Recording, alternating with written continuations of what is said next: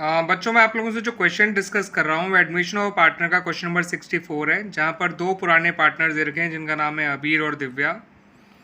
उन्होंने विभोर को पार्टनर बनाया है 1/5 शेयर के लिए। विभोर जो है प्रोपोर्शनेट कैपिटल लेकर आएगा, ठीक है बच्चों।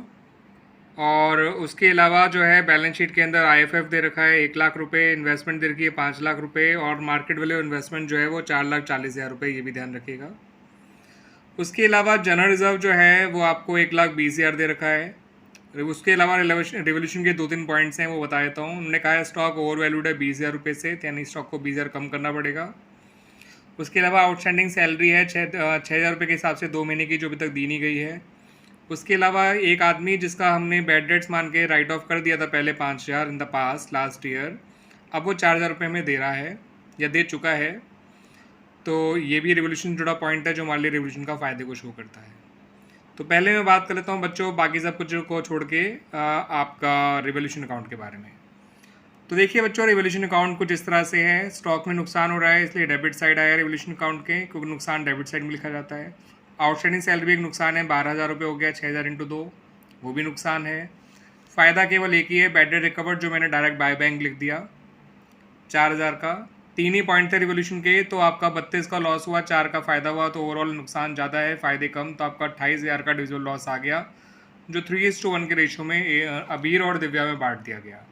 क्लियर बच्चों, ये तो हो गया रिवोल्यूशन अकाउंट।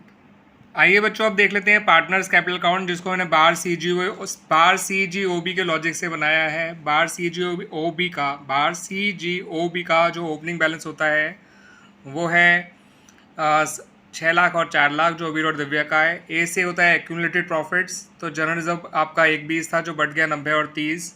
दूसरा इन्वेस्टमेंट फ्लक्चुएशन रिजर्व, जो था तो 1 लाख लेकिन 60,000 तो इन्वेस्टमेंट के फॉल को कवर करने में यूज़ हो गया, तो बचा हुआ 40,000 30 और 10 में बढ़ गया 3:1 के रेशियो में। तो बी हो गया, ए हो गया, आर से होता है रिवोल्यूशन, तो रिवोल्यूशन में हमें प्रॉफिट हुआ था वो लिख दिया जाएगा, ठीक है बच्चों। मैंने लिखा नहीं है यहाँ पे लग रहा है रिवोल्यूशन, लेकिन ध्यान रखिएगा आप लोगों को लिखना है, मैं लिख देता हूँ। चलिए बच्चों, तो आर से बच्चों रिवोल्यूशन जिसमें लॉस हुआ था इसलिए वो कैपिटल अकाउंट के डेबिट साइड में आया है, देख लीजिए ये 21,000 और 7,000, तो ये बार कंप्लीट हो गया। सी से कैपिटल ऑफ न्यू पार्टनर, जो मैंने बाय बैंक करके लिख दिया है, और ये 3,03,000 कैसे आया है मैं ज़रूर बताऊंगा आप लोगों को। ये हमने खुद ढूंढ के निकाला है, बिकॉज कहा गया था कि विभोर प्रोपोर्शनेट कैपिटल लेकर आएगा, ठीक है बच्चों। जी से गुडविल का ट्रीटमेंट, जो कि 80,000 लेकर आया था, 3:1 को ही सेक्रीफाइसिंग रेशियो मान लिया, 60 और 20 बांट दिया। ओ से अदर्स होता है, यहाँ फिलहाल कोई और अदर इन ट्रीटमेंट है ही नहीं, तो आप क्लोजिंग बैलेंसेस पे आ जाइए। जो अबीर का आया 7,59,000, दिव्या का आया 4,53,000, विभोर का 3,03,000, और ये 3,03,000 कैसे आया, आइए अब उसको देख लेते हैं। ये देखिए बच्चों, ये कैलकुलेशन जो है हमने किस तरह से विभोर की कैपिटल ढूंढ के निकाली है। तो हमने सारे एडजस्टमेंट करने के बाद अबीर की क्लोजिंग कैपिटल निकाल ली, दिव्या की क्लोजिंग कैपिटल निकाल ली। अबीर की क्लोजिंग कैपिटल आई 7,59,000, दिव्या की क्लोजिंग कैपिटल आई 4,53,000।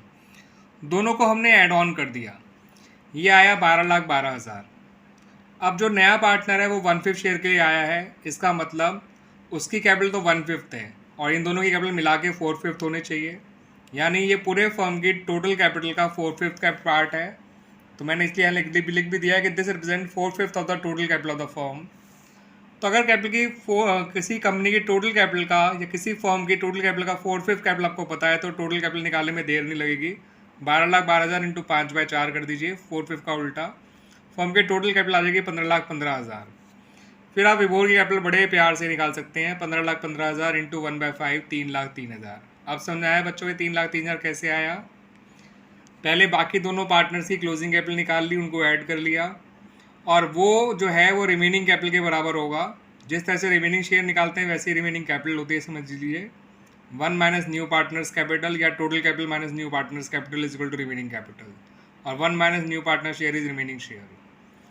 तो रिमेनिंग कैपिटल को रिमेनिंग शेयर के रेसिप्रोकल से मल्टीप्लाई कर दीजिए, फर्म की टोटल कैपिटल आ जाएगी, जैसे यहाँ पर आई है। ये रिमेनिंग कैपिटल है 4/5 कैपिटल, रिमेनिंग शेयर 4/5 है, तो इसका मतलब टोटल कैपिटल कितनी होगी, 4/5 कैपिटल को इंटू 5/4 कर दीजिए, टोटल कैपिटल आ गई 15,15,000। विभोर की कैपिटल 15,15,000 का 1/5 यानी 3,03,000। क्लियर बच्चों। क्वेश्चन की बैलेंस शीट पे जाने से पहले बैंक अकाउंट देख लेते हैं, चाहे मांगा हो या ना मांगा हो। मैं हर कैपिटल एडजस्टमेंट वाले क्वेश्चन में जरूर बनाया करता हूँ, बल्कि मैंने हर एक क्वेश्चन में बनाया हुआ है कैपिटल का बैंक अकाउंट, चाहे वो क्वेश्चन कैपिटल एडजस्टमेंट का हो या ना हो। तो टू बैलेंस ब्रॉट डाउन 1,40,000 जो दे रखा था पुरानी बैलेंस शीट में। To Vibhor's capital 3,03,000। To premium for goodwill 80,000। ये आमतौर पर तीन चीज़ें तो रहती ही रहती हैं। चौथी चीज़ टू रिवोल्यूशन अकाउंट जो बेटर रिकवर्ड हुआ है उसका 4,000। और क्लोजिंग बैलेंस आ गया 5,27,000, 5,27,000। इस तरह से बैंक अकाउंट कंप्लीट हो जाता है बच्चों।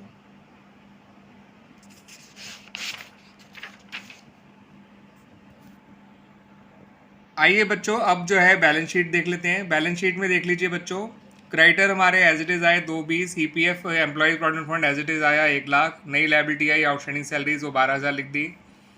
फिर कैपिटल हमने लिख दिए अबीर, दिव्या और विभोर की नई वाली, जो सबको जोड़ के 15,15,000 आना ही था, तो टोटल आ गया 18,47,000। बैंक का 5,27,000 कैसे आया था मैंने बता ही दिया था। डेटर आपके 650 और 50 एज इट इज सेम रहे, उनमें कोई फ़र्क नहीं पड़ेगा। स्टॉक आपका 2,80,000, 3,00,000 में से 20,000 कम करके लिखा गया। इन्वेस्टमेंट की नई वैल्यू लिखी गई मार्केट वैल्यू जो 4,40,000 थी, ये भी जोड़कर 18,47,000 आ गया, 18,47,000। और इस तरह से बच्चों हमारा ये क्वेश्चन कंप्लीट हो जाता है। ठीक है बच्चों, आई होप आप लोगों को समझ में आया होगा इसका solution. This is very important illustration, very important question. ठीक है बच्चों, थैंक यू बच्चों।